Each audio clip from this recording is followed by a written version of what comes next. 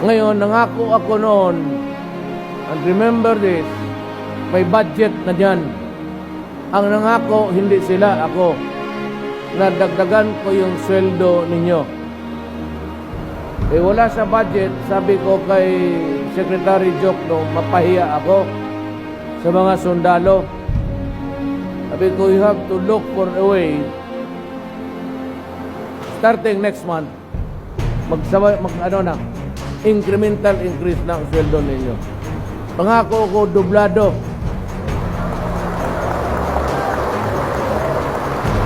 So you will get it. I cannot make you happy.